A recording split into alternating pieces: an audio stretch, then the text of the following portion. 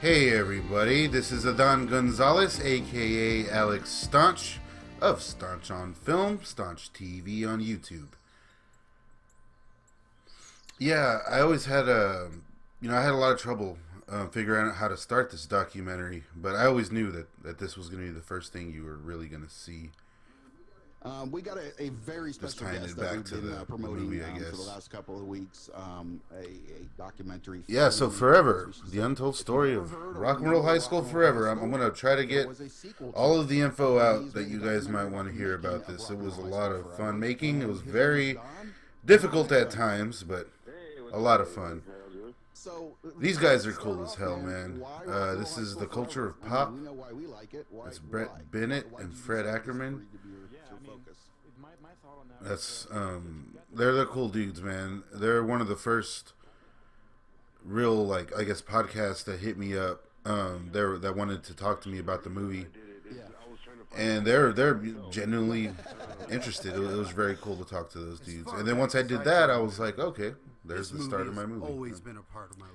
Here's me in Growing up, I was just in so 1989, enthralled with bizarre, late '89, I weird think. films. Anything I can get my hands on at the local video That's just some stores. random crap And in I those have there. days, there was A plenty. Fell to Dog's choose from. autograph. But this one particular movie.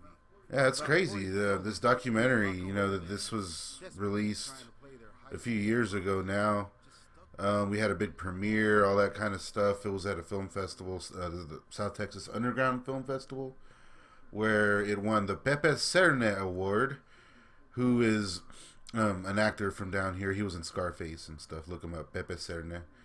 And so yeah, that was a lot of fun. I got some reviews in the paper. Got a few reviews on podcasts. I got out of that screening. I wound up getting a radio show that is on hold right now. Lost in the Staunch. I plan on getting back to that soon though. And ever since then, I've gotten to know Mr. Feldman quite a bit, even though he wasn't in this documentary. But I'll talk a bit more about that later. So yeah, it was difficult. Making this movie in the first place is a little weird. Made this documentary. I mean, making it about the whole time I was making it, I was like, this is kind of weird.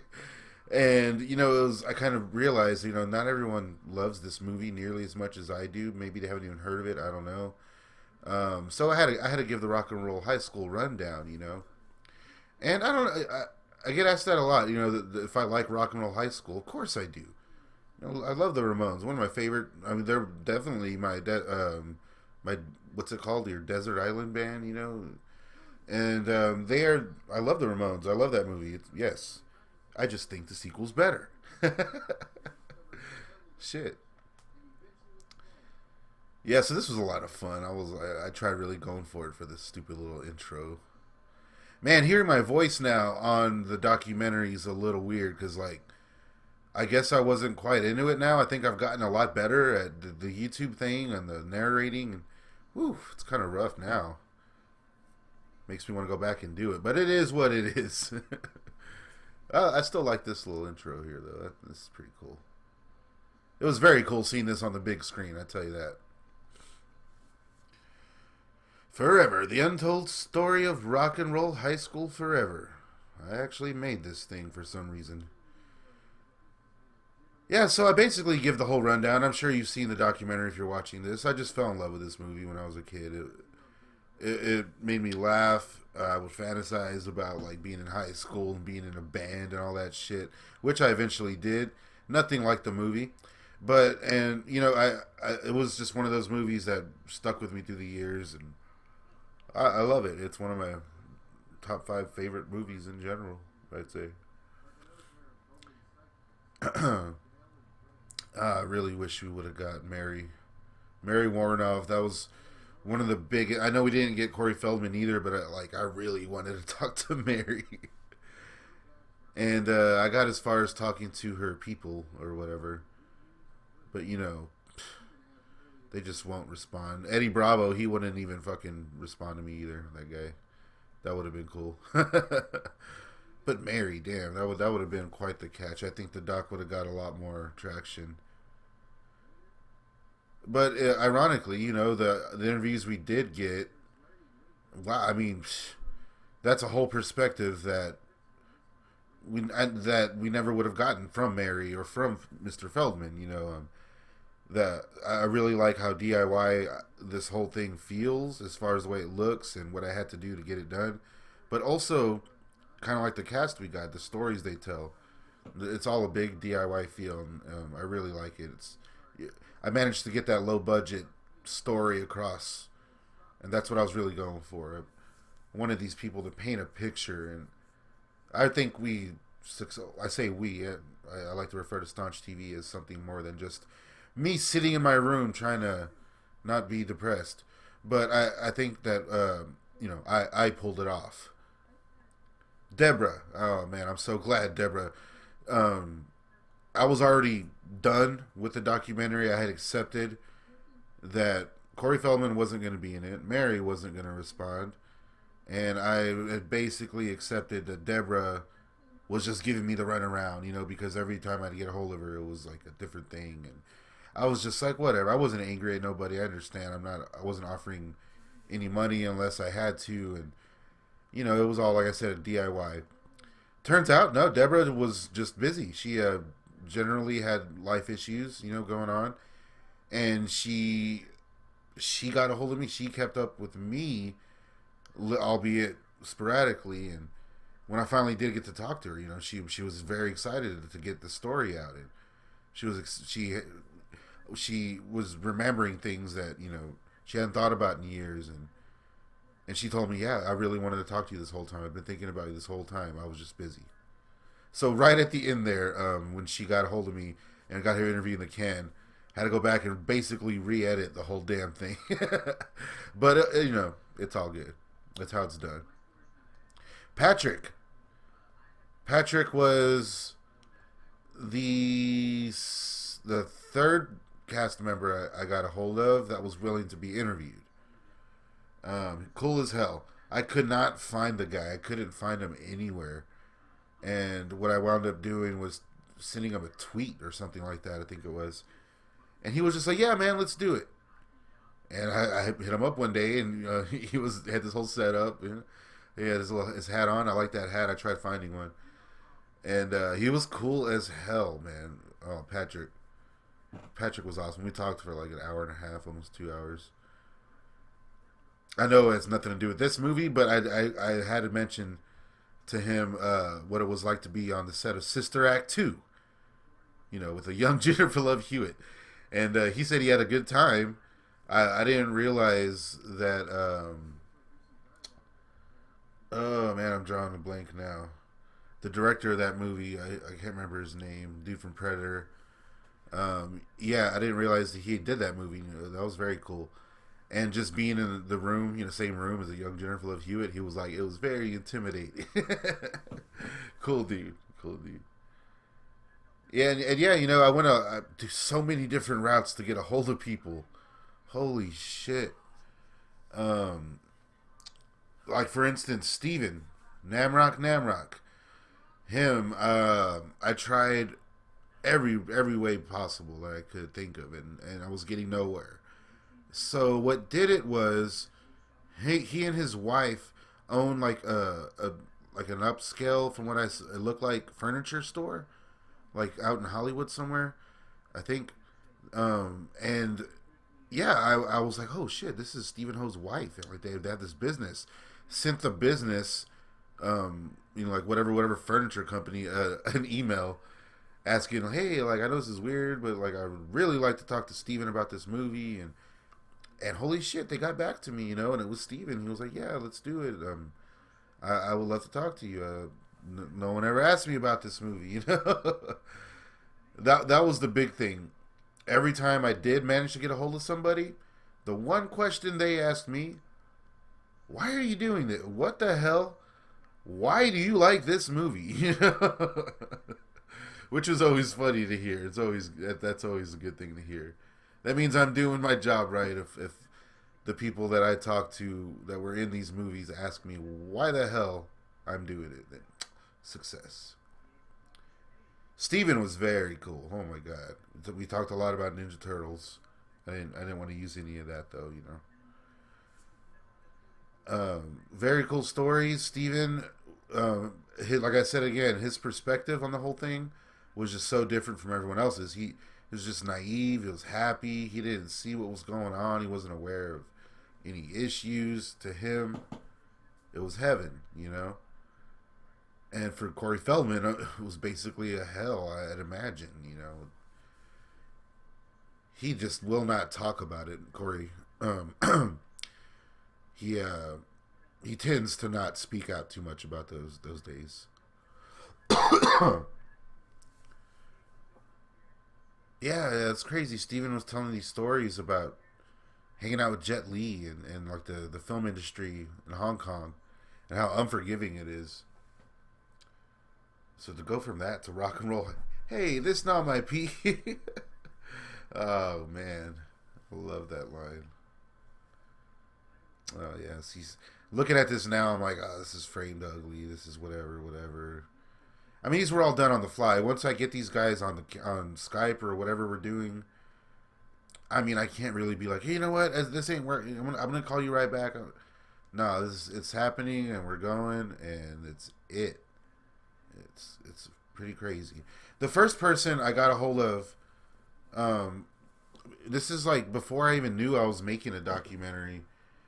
I just wanted to find out about this movie. You know, I just wanted to know some information. I was so annoyed that you couldn't find any information on these movies. I say these movies, I'm talking about all the other movies I've covered on my YouTube channel, Staunch TV. There was just zero information, and I was like, well, I want to know something, you know? So again, I just started looking for Mojo Nixon. I tried getting a hold of him, and I got hold of his people, and they were like, yeah, you know, Mojo's busy, blah, blah, blah, blah. And then I got an email from his personal account. And he's like, oh, don't worry about my managers, whatever, you know. They're crazy. Give me a call. And he gave me his phone number. And so with no plans on doing anything, I recorded the conversation. It was about an hour long. And it was awesome. And we talked about all kinds of stuff. Music, Super Mario Brothers, Skid Roper. I asked him about Hazel Atkins. We talked about a lot of stuff. And we, luckily, the one file that didn't get deleted was the stuff of him talking a little bit about Rock and Roll High School Forever. So I just had this audio, and I had it for about a year before I realized I'm gonna try to get a hold of other people. And so that second person up was Leanne. She was very cool. She is very cool. Excuse me. Leanne is very cool. She is a friend of mine. I'd say she refers to me as a friend too. She tells me happy birthday and all that. And her daughter Jack McKenzie is a very talented artist. She does some pretty cool music. It's like you look at her daughter and you hear her daughter's music, and the juxtaposition is insane. You kind of Leanne. They're all very vibrant, lively, artistic people. And even back when, you know, she tells some hilarious stories that I had to cut out just for time. But she was very cool. We talked for a long time about all kinds of stuff. She's just hanging out in her garage, you know, like whatever. And once I gave her the lowdown and everything, and then afterwards she's like, "Oh, I didn't know you were going to use this for a documentary or whatever. Like, maybe we should redo it." And I was like, I kind of told you about it or whatever, but she was pretty high, as was I. We were both kind of smoking together or whatever. And I ended up using it. We tried reshooting some stuff, but it just didn't quite work out. What the fuck was her name? Like, I'm like remembering people. Then Jason Lively, he talked to you? I actually did reach out to him, but I haven't got a response. What the fuck is wrong with these people?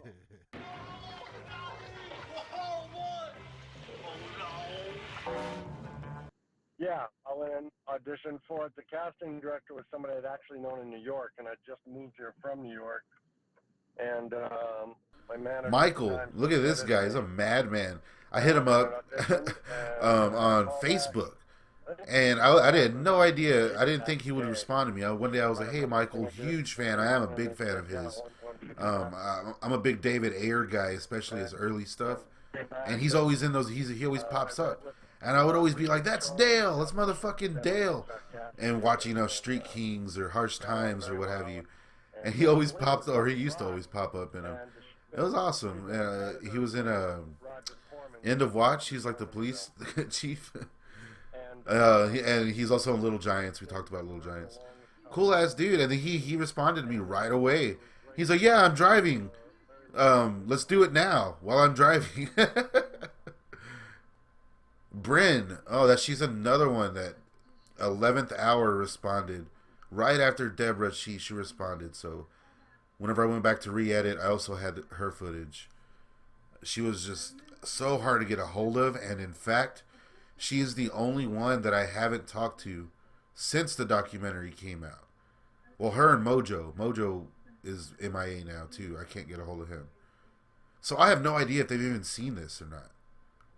But Bryn was so down to talk. She was very excited. She was on board with me. She loves the movie, and she started to see that it was getting more popular. They all kind of said that. They're like, "Yeah, I'm kind of noticing that this movie's kind of getting more of a cult status as the years go by, especially lately. I don't know why that is around this time, but it was." And for instance, about 2 days before I submitted the movie, an HD version of it popped up on YouTube. I was like, "What the hell? Oh man!" And then I kind of borrowed some footage.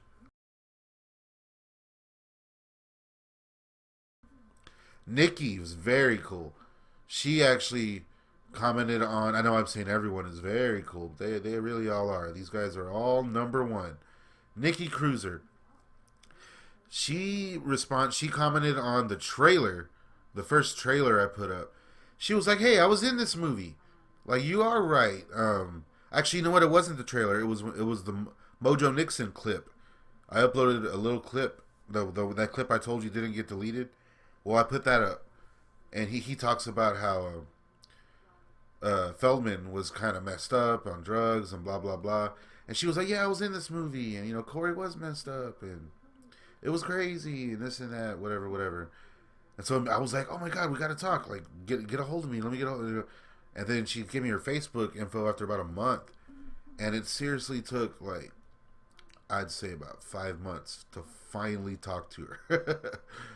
Which was just over the phone on a speaker. It was kind of on the spot, which is why her audio is a little off. But hey, we got it done. Nikki, thank you. That is awesome. You can find her on Facebook, Nikki Cruiser. Pretty cool girl. She's wrote about nostalgic Hollywood and nostalgic California. A lot of cool stuff. Yeah, I had to keep using I tried using Feldman's bigger stuff and then cutting right into Dream a Little Dream 2 because I love that movie. Look at this fool right here. A young star that everybody Getting it with Alyssa. who had some musical talent. And I think the casting director suggested This is the 15 and going straight phase right here. Y'all ever see that 15 and going straight? Look that shit up. It's hilarious. Day and I went out to lunch with Corey in Hollywood one day, and we kind of had to stay on Roger to make the deal, but he made it, so it worked out. He got involved with the movie because he said he would do it, and he was bankable at that point. Don Daniel, yeah. Leanne hooked us up. She was like, "Hey, you should talk to the line producer. He probably knows a lot of stuff." And he, like I said, perspectives. He had a perspective no one else could have possibly had. So this was cool. Don's a cool dude. I took part in a project with him recently. It was the 1 Minute Film Festival or something like that. You can find that on YouTube, I believe. You'll catch me real quick in front of a staunch TV sign. Oh, Bran. One of my first crushes, Tabitha the Witch. Putting my all into it, and yeah, but she Yeah, this school's still there. She was a I drove great by director. it when I was out there. because she let us And just it looks nothing just like it do. really. I guess, you can't I really think tell from there, but a lot of big movies are shot there. I've tried finding more locations, but it's basically I couldn't find shit. The only reason there's any info on this movie is because of me, so Anything I don't know, I doubt anybody else knows.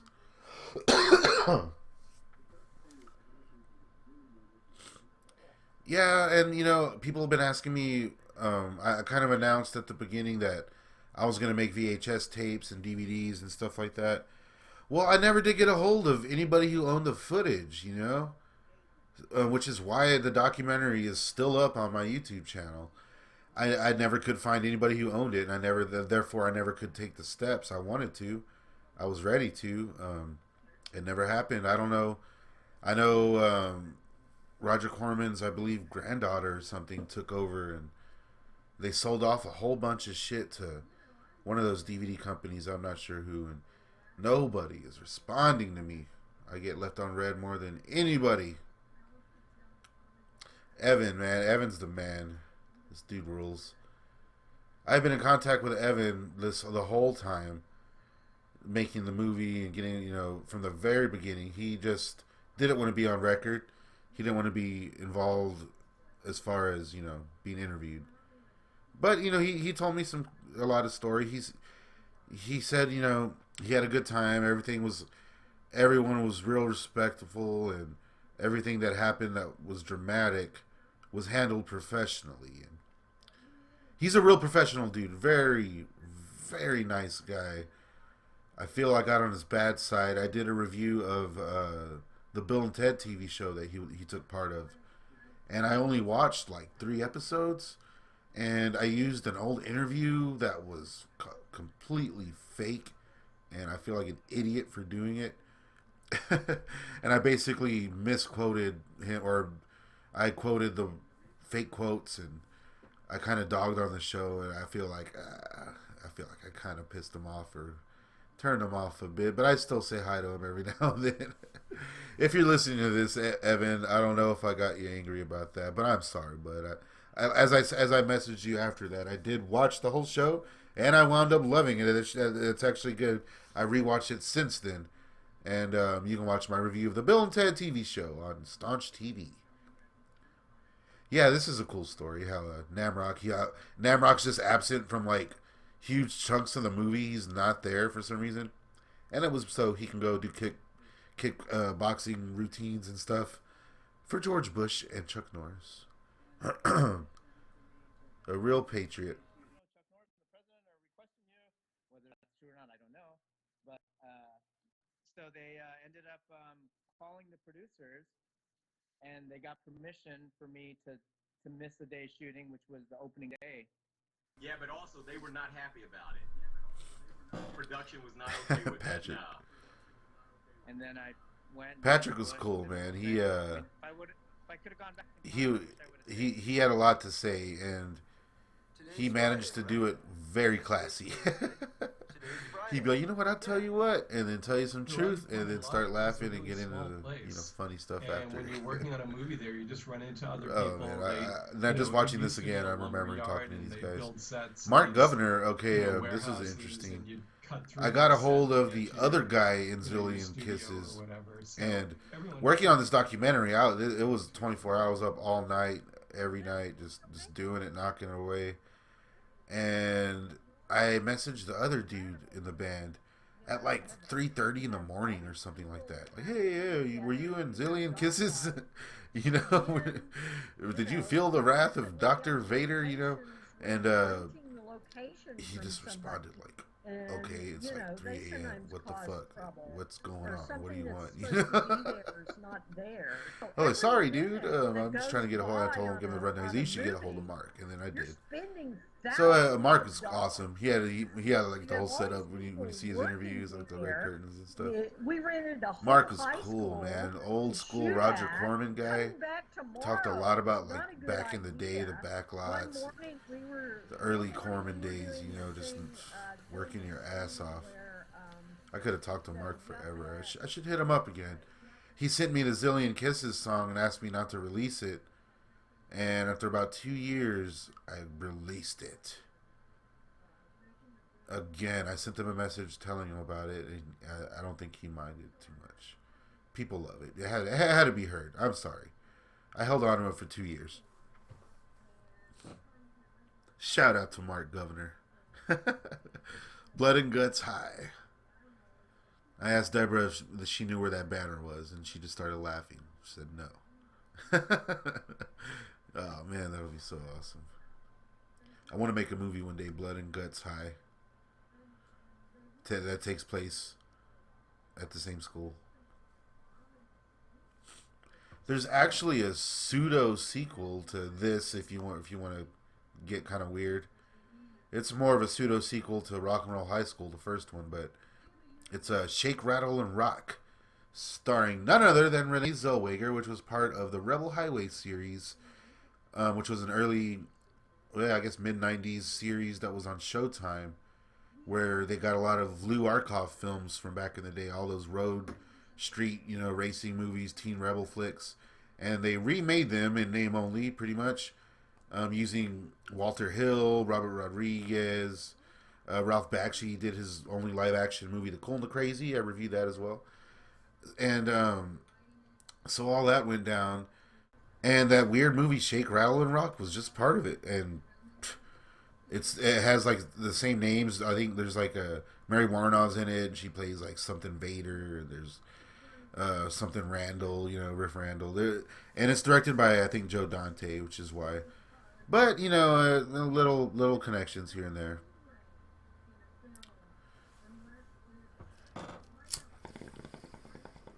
I'm having a little smoke. I just enjoy smoking weed. I don't try making it a thing or anything. It's a good time. Yeah, it's crazy. When she pointed out that it was raining here in that scene, you can really notice afterwards. Yeah. I wish I could have been on set this day, man. Whenever Corman showed up and you got Mojo Nixon running around. He was like, Mojo was talking about him. He was like, yeah, that dude showed up. And I don't know who that dude was, but he was yelling at everybody. Oh, man, I had some good Mojo footage, some audio that got deleted. And Mojo Damn it. was a lot of fun. Yeah, Horrible. I love Mojo's. Yeah, and even if I wanted to really release this documentary, I don't know if I ever could. Roger basically. I'm glad I got in a few festivals. But he would usually come once. One of them was right before COVID hit, so that was cool. Right before my dog Hazel's passed away. It was a month before, to the day, actually. But Roger had a way of and that was cool. That's one thing that I really can't overstate too much. All the cast and crew. Everyone that I talked to is just so awesome. They're so friendly. And I stayed in touch with everybody, and happy birthdays. I'll get a happy birthday.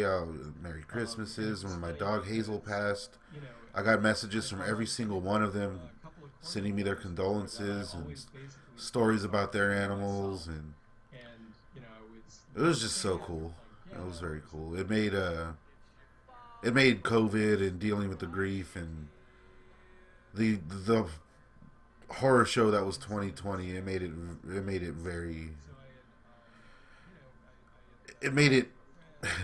doable. Just having this documentary under my belt and knowing that the response it was getting, it was very cool. It was inspiring. I inspired myself to keep going. Yeah, this one sucked too. I tried really hard to get a hold of this dude. I should have done a refresher before I started doing this commentary. I forget his name.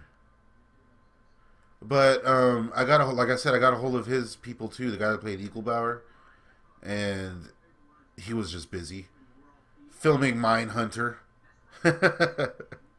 So I was like, "Oh shit, really? Okay." Well, I mean, let him do his thing, 'cause I love that show. What's his name? Michael Sedaris, something like that. Michael Cerveris. He was great in Mindhunter season 2. Oh, here we go, boy.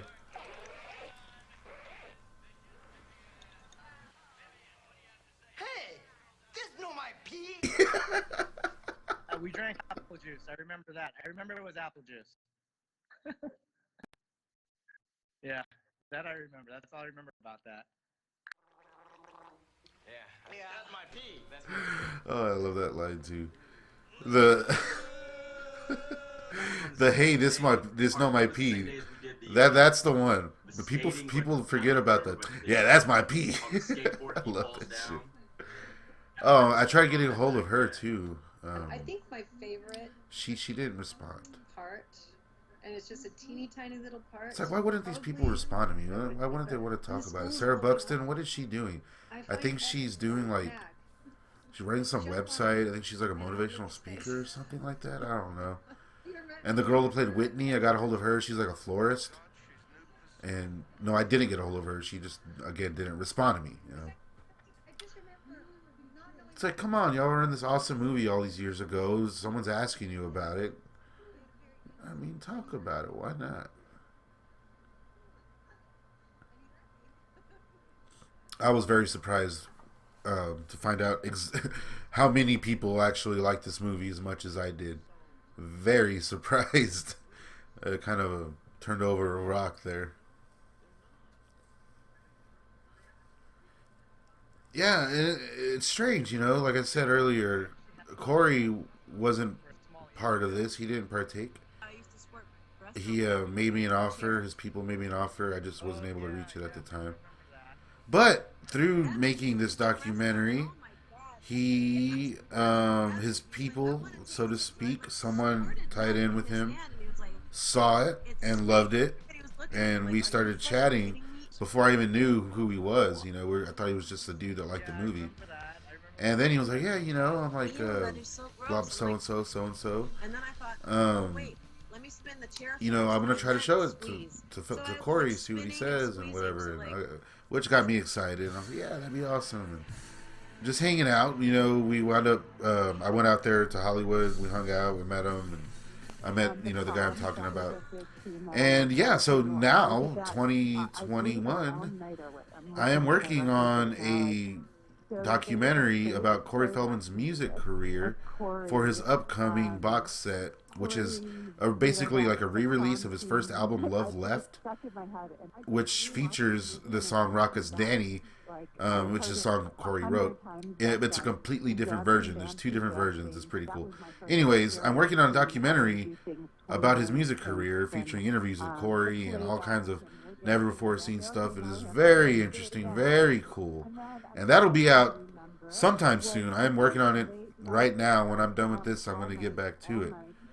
So, I mean, just making this documentary forever. The untold story of rock and roll high school forever. And doing my YouTube channel, Staunch TV.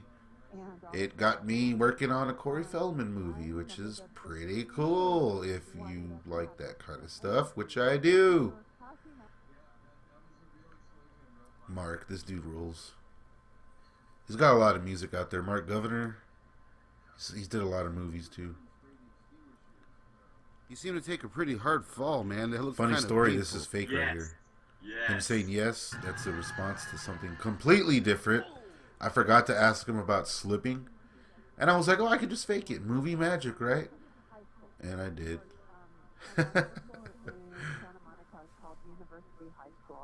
Yeah, see, this school looks so different. I don't know. I don't know what's going on there.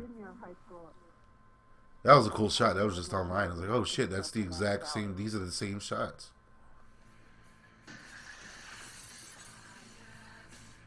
Love this song. I wish this song would leak out somehow.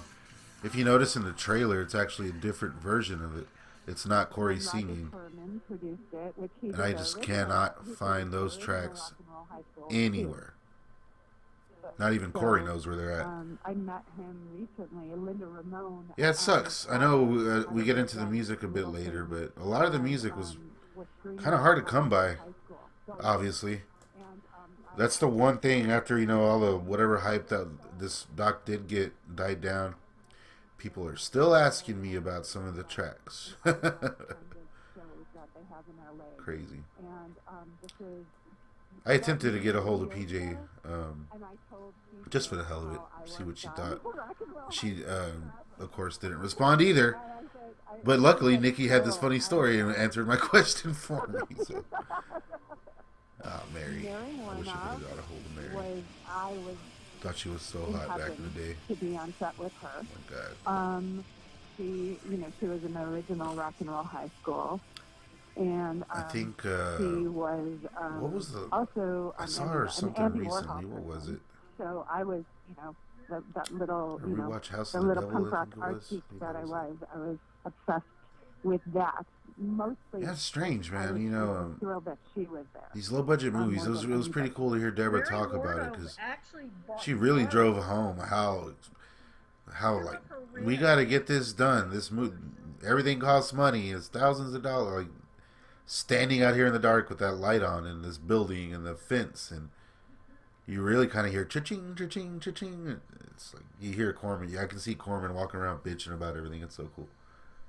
What I would have given to be a fly on Dale's forehead.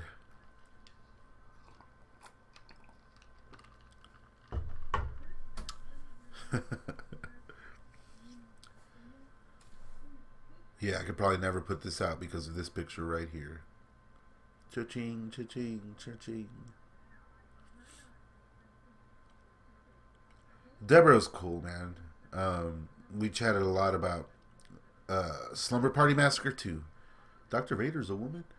And I did a whole video about that too. Very cool.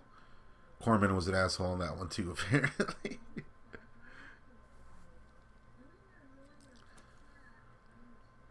I did try to get a hold of a Ramon, but at this point, it would have been, I don't know, CJ or something. Whoever's still out there. This is cool. I don't think many people know about this. A left-handed boy in a right-handed world.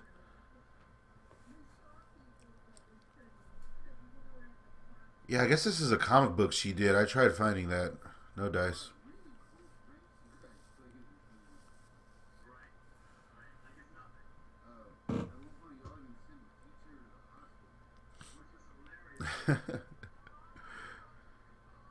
Patrick, this dude rules. That was a funny bit. I don't know, man. Like, I guess it just being a Corman movie around this time, they all had that same look. They had these very cool posters and this. Like, look at that. This looks like a real movie if it were the right perspectives and all that kind of stuff. It's done very well. This isn't your Little Shop of Horrors. This isn't like your classic Corman days. They're really shooting for it here, and these movies just filled the rental shelves. Yeah, I miss those days so much. I mean, I'd say that the poster for Rock and Roll High School Forever. Oh my God, that's like top 5 posters right there. And the original one's good too. I love this scene. Like, that's a nice poster too. Don't get me wrong. Oh, this soundtrack. This was a fun segment to work on. Will Kimbrough.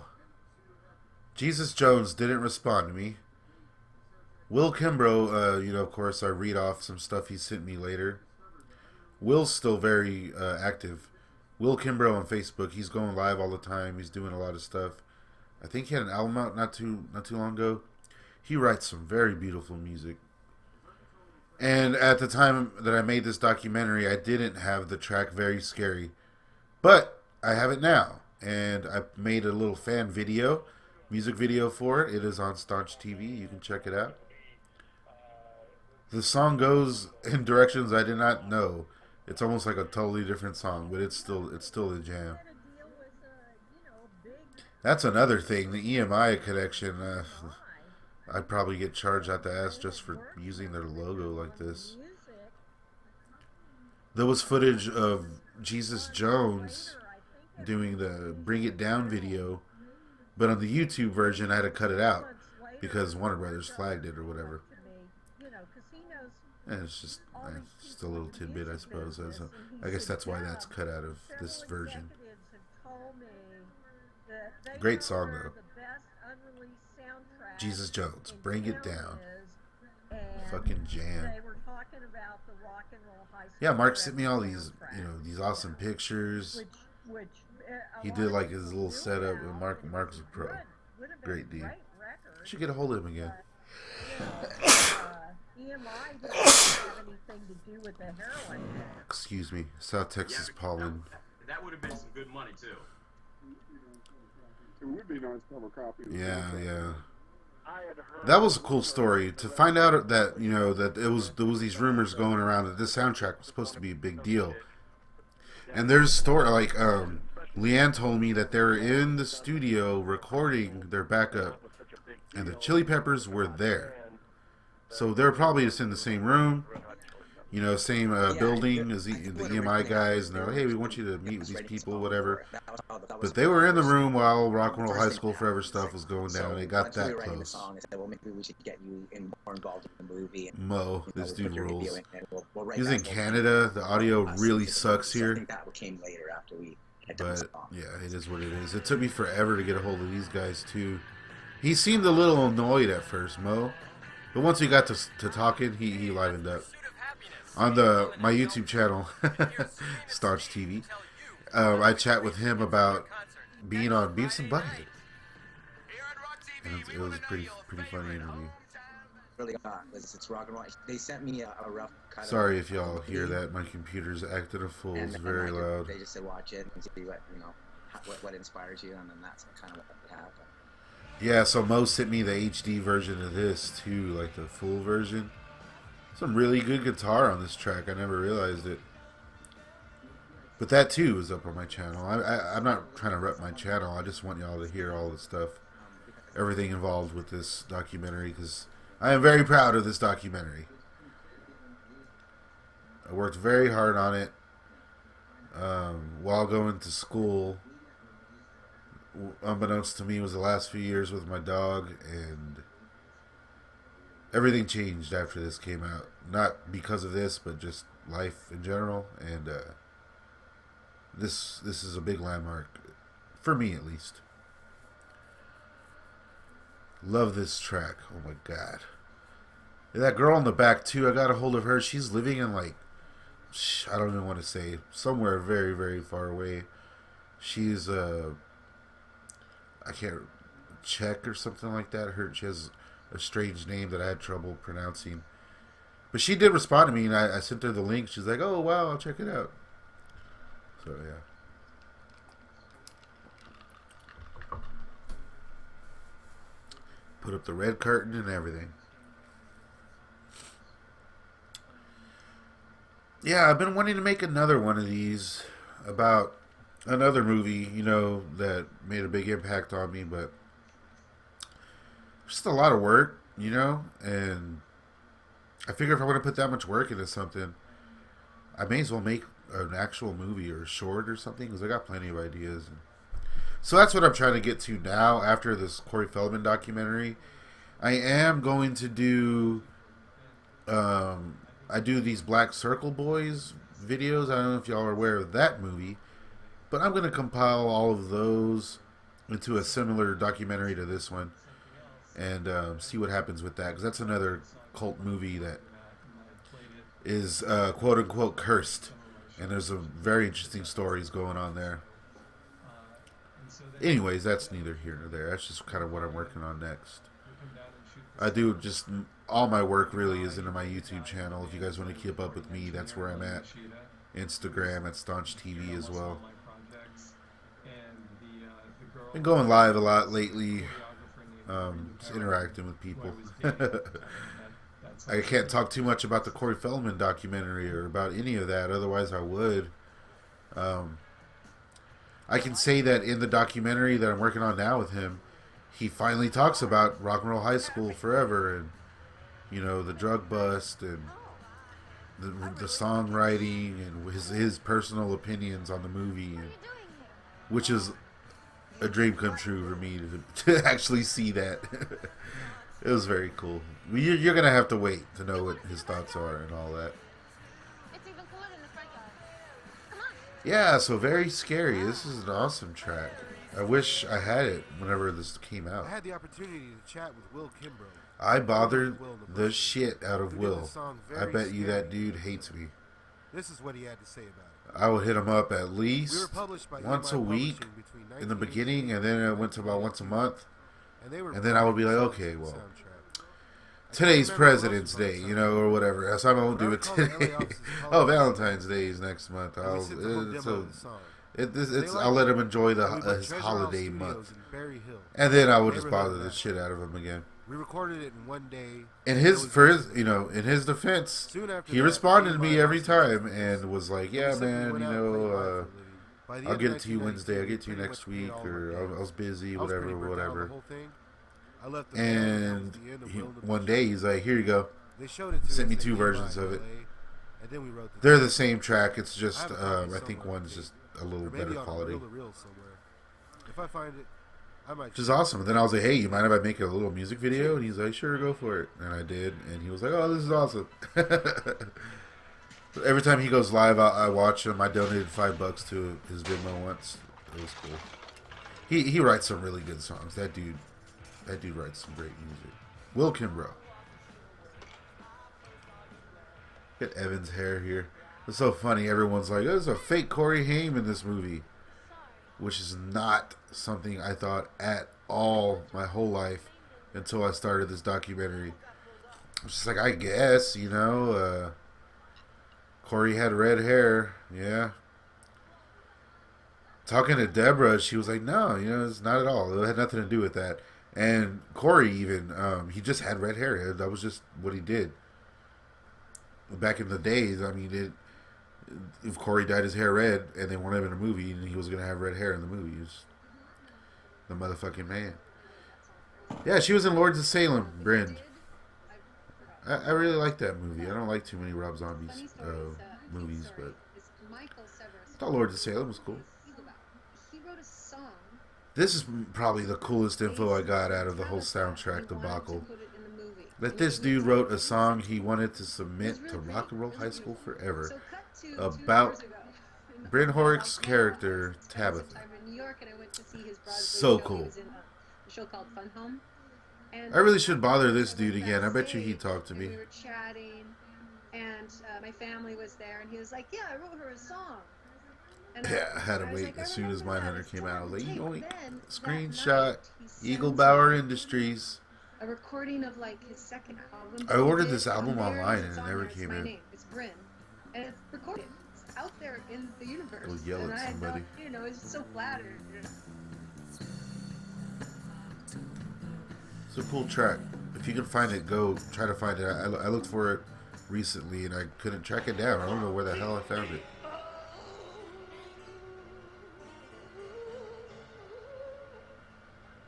Oh man, I saw Feldman live in 2018 or something like that. That big tour he did with the Angels.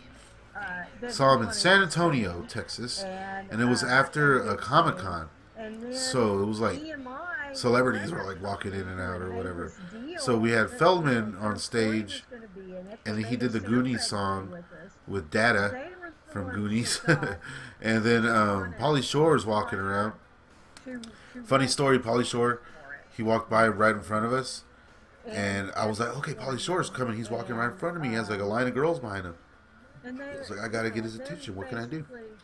He walks directly in front of me, and I just went, "Ah!" And yeah, he just looked at me like I was a complete idiot. It was awesome.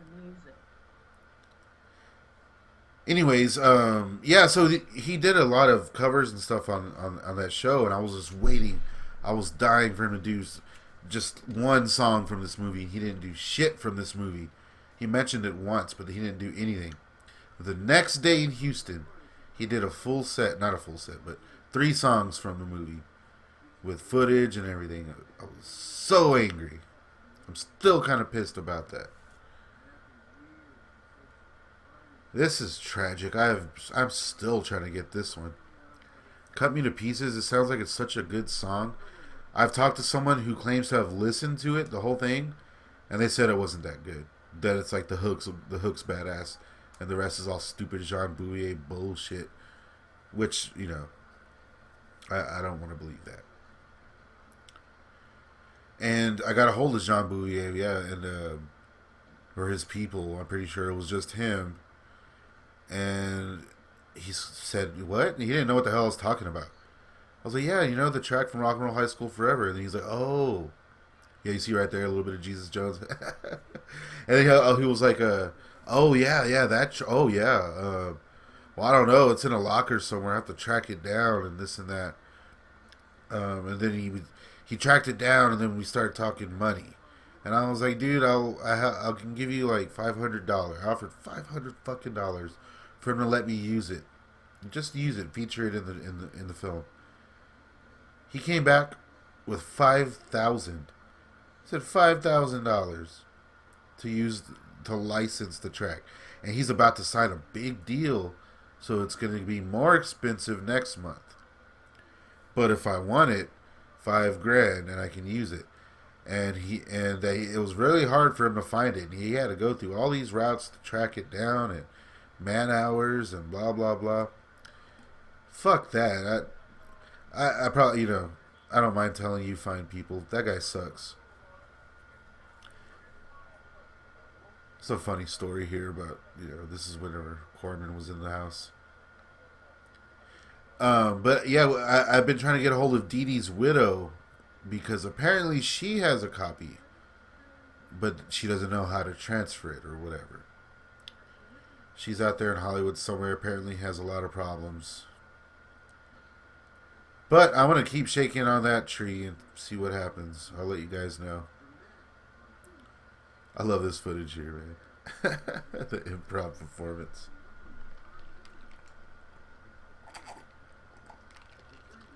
I'm drinking juice if you hear me drinking. Try to do it quietly, which makes it louder. Yes, you got your Ramones poster in the back. Still a direct sequel, damn it. And I didn't want to feature too much of the drug stuff because I'm not trying to hate on Feldman here. I'm not trying to make light of anything. I mean, the dude did go to rehab and kick heroin after this. You can find out more about what happened after his rehab on my Meatballs 4 video. Another tragic tale.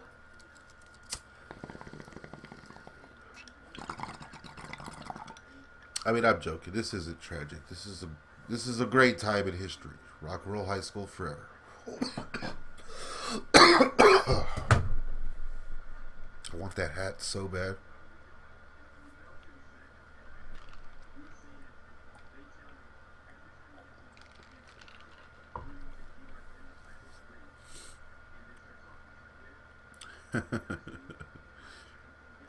I tried finding the scene where he's talking about he's sick.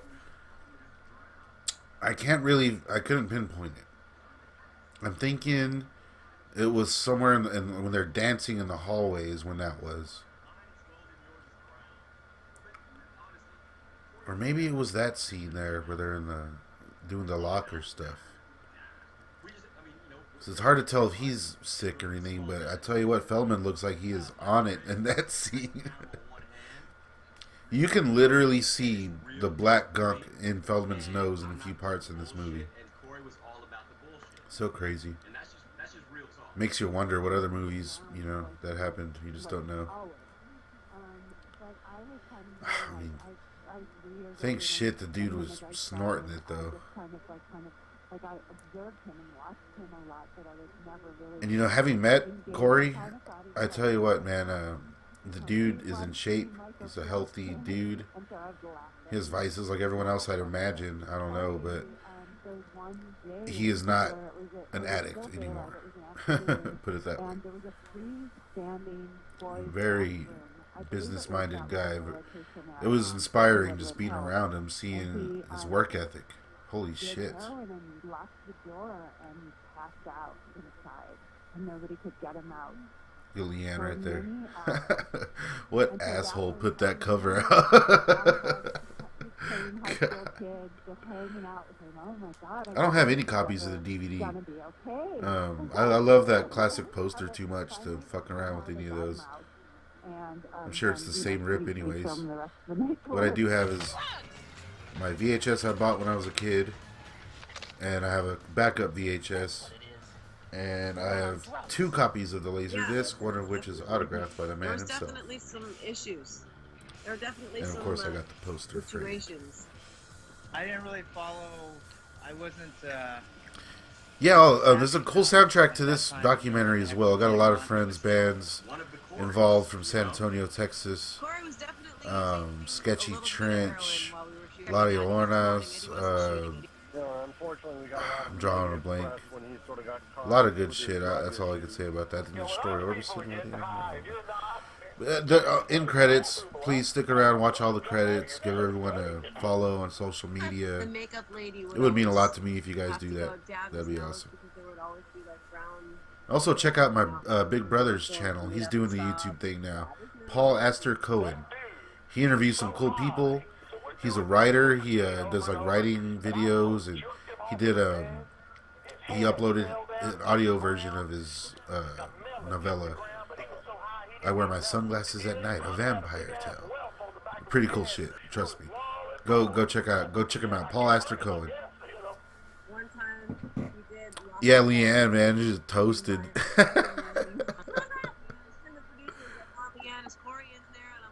I love these stories.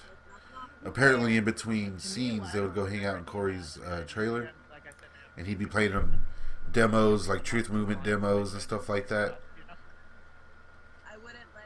And Leanne was just toking the whole time, smoking weed.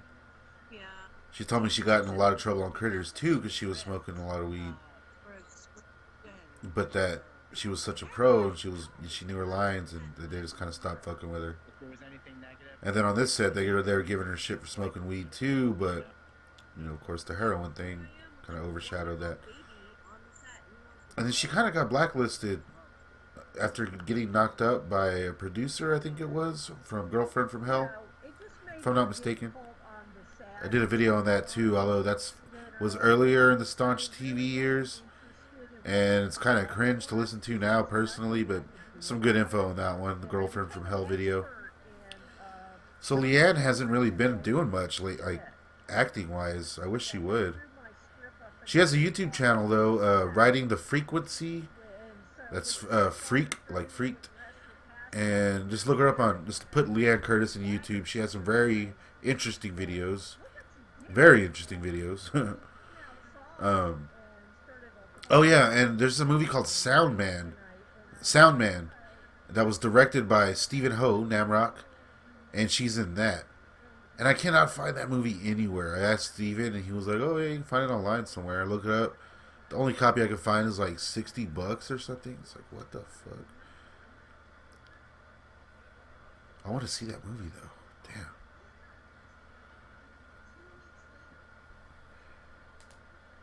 Yeah, old Fell Dog down in West Hollywood, outside of his car. I believe the story was he locked himself out of his car or something like that.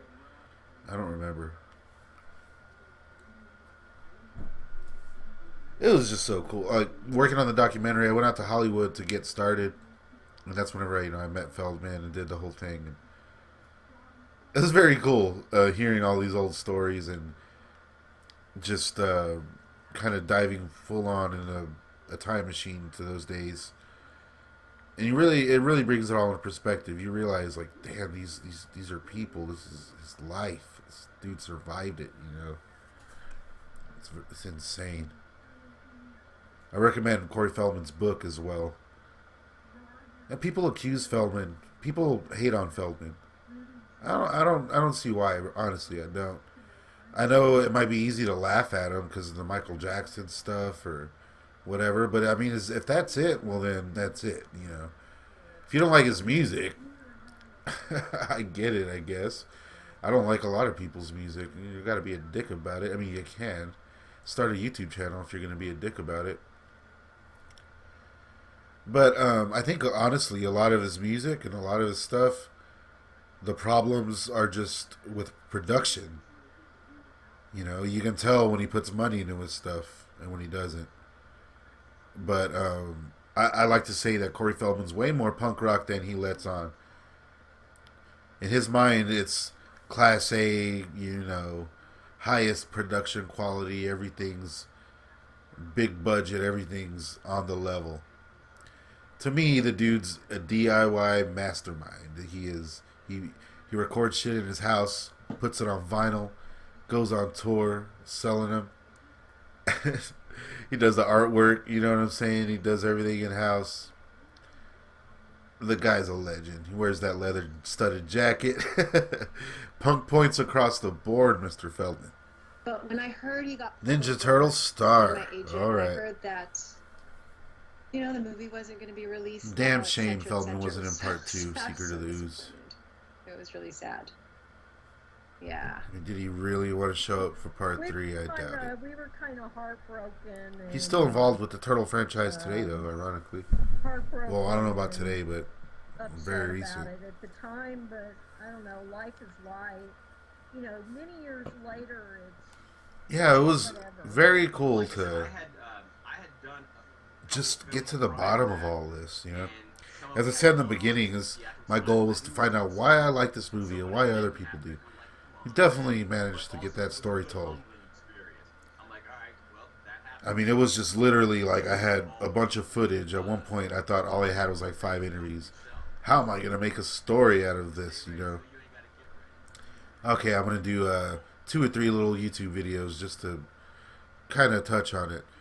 And then before you know it, you get more and more interviews, and you got this whole pile of shit in front of you. And you got to build a story. You got to build, okay, here's your first act, and you got to get to that second act, which, what is the second act? And what's the conflict here? What's the blah, blah, blah? Oh, shit, more interviews. And the whole time I was going to school. I got my paralegal degree and dealing with that shit. Man, it was a good time.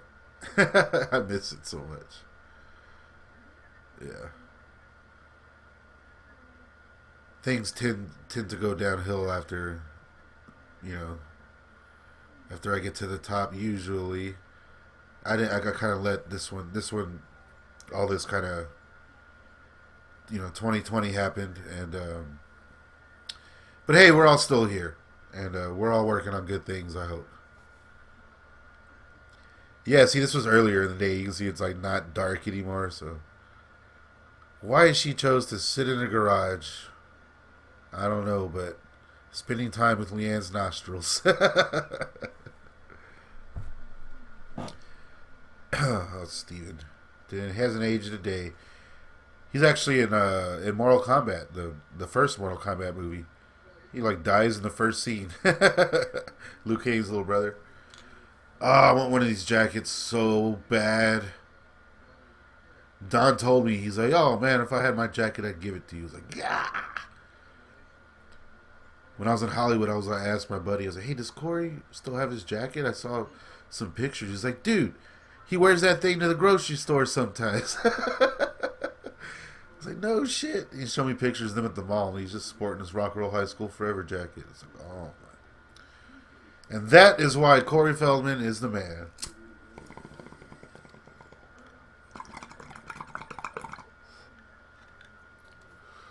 I love that there are fans of this movie. If anyone's watching, if you're watching this, you're a fan, obviously. But please talk to me down there in the comments. I actually used this scene in the documentary I'm working on now. As soon as I'm able to speak on that, I will. One thing that I really try to do is get a hold of the wardrobe, the prop departments and stuff, because it's some pretty cool wardrobe. It was a very ahead of the curve wardrobe in this movie. I mean, this is before the grunge thing, and you can really tell it was happening. They were pushing it. Strange. It was weird year, to be in this room during this scene, that would have been so cool.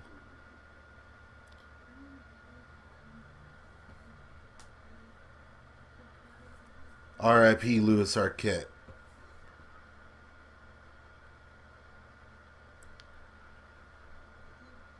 R.I.P. Natasha as well from Walk the Moon.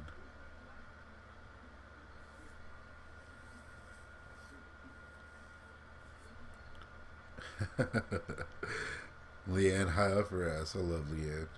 I hope to meet her one day. She's cool as fuck. She's out in New York now. Sadly, she wasn't in LA when I was there. And Nikki, I should have tried to get a hold of her. I didn't think of that.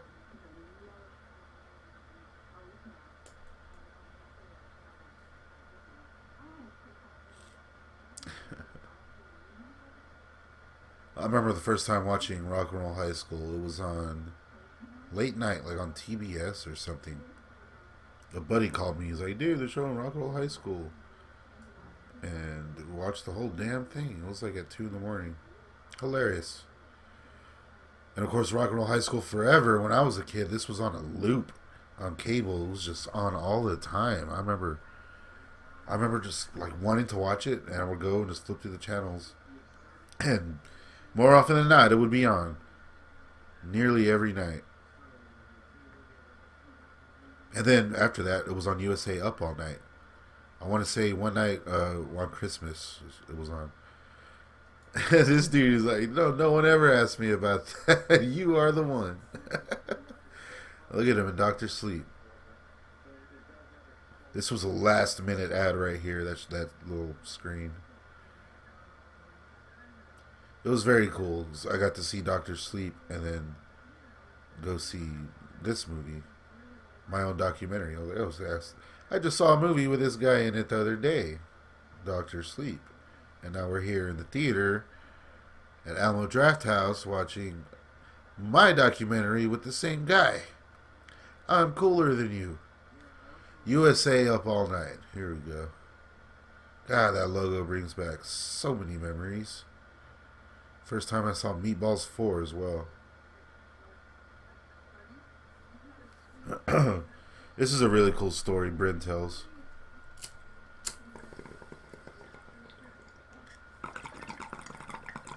Yeah, rock and roll. I used to just put on this movie like in high school. I had my own house and shit, so I would just this movie would always be on. I just put it on. I would always, hey, check this part out. Hey, this not my pee. Look at that wardrobe. It's outrageous and crazy. Man, I didn't realize how many times that shot is in this documentary of Feldman on his knees. It's Rock and Roll High School Day. Look at Leanne right there trying to dance. Yeah, I asked Deborah if she knows where any of the claws are. She said she had one for a while, and it just kind of got lost. She said there was a couple of them, and she had one. That would have been awesome. But no, unfortunately, there was no set pictures. There was nothing like that. Nobody had anything. The closest I came was Nikki having her like log sheets. Yeah.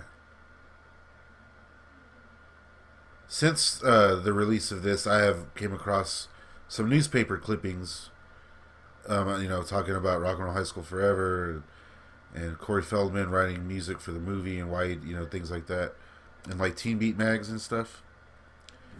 And I have all the scans and everything like that now, but I mean, there's not much I can do with them now.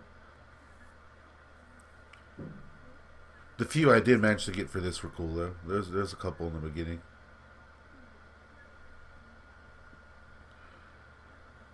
Deborah, she's had quite the career. She produced, I believe it was Honey, We Blew Up the Kid and Buffalo 66. Weird. And of course she directed Slumber Party Massacre 2. Superior to the original in my opinion. This is cool. I just kind of lifted this. I was like, I already talked to Bob Logan and we're trying to finish up the doc, and I wanted to come back around and pick up Corey since he was kind of kicked down during the events of this documentary. And I was like, yeah, let's lift him up a bit. Let's have, Bob come in and just talk about how awesome he was and how he kicked his habit and all that. And I hit up Bob. I was like, hey, you mind if I use this? He's like, go for it. I recently uploaded a video about Jack Nance on my channel, and I used a snippet from our Meatballs 4 video. So you don't have to hear all the bad audio. You can just watch that one. The Legend of Jack Nance. He tells a devastating story about Meatballs 4. Bob's cool as hell. We also chatted in my Repossessed video. He directed Repossessed, the Exorcist spoof. choreography. What a great book. Oh man. I feel personally that you have to take it with grains of salt, but not that it's his fault or anything. It's like I think it's his story. You know, this is how he remembers things. This is, and it's quite the read. You'll breeze through it. You don't want to put it down. If you get it on Audible, it's read by him. It's pretty cool. Yeah, so it's been quite the journey. Like I said, just from getting that one little interview from Mojo Nixon all those years ago, you know, to now working on a Corey Feldman documentary. I've literally been in the guy's house. I met him and hung out with his dog. His dog's name is Brownie. It's very cool. I'm not fanboying out or anything. I'm a fan of the guy. I want to do good. I want this to work out. If it doesn't, it's still been one hell of a journey, you know? Everything I do is basically for my YouTube channel these days, and I'll be doing a short film and all kinds of different things, but then my first true love will always be these weird ass movies. As this will forever be And the two Coreys. I'm pretty sure every year of December I'm going to be doing a very Corey Christmas. If you missed last year's, all the videos are up. Staunch TV, subscribe. I'll never forget staying up late to watch it on USA Up All Night. Oh, that's Jason Lively didn't want to take part, I guess. He liked all the messages and stuff I sent him, but he never. Jason's a busy dude. And it wasn't the raunchiest. He's another real It was the pro. point of interest of rock and roll for many, many young kids. And to me, Yeah, so you know, that's the legacy of the story. That's the legacy of the movie, as far as I'm concerned. And none of this was intended to harm anybody. It was all made for the fans, by a fan. Mark Governor, Mo Berg, And I'm very proud of this. I'm not proud of too much stuff I've done in my life. Nothing crazy or anything. I just never had much. And this is something I built from the ground up. Only person in the world to have done so, which is pretty cool. And I'm very proud of this documentary, and I am happy to be that guy. At least for now. A lot of good bands here. Please, if you're still watching, go and find every single one of them. And give them a follow, give them a like. Let them know Staunch TV sent you. Please go to Staunch TV on YouTube. Subscribe, hit that notification bell. I got a Patreon now. You can join that. Get a lot of stuff before it comes out. Find me on Instagram at Staunch TV. Twitter at Staunch TV. And, yeah. Thank you all so much for watching. You are the best.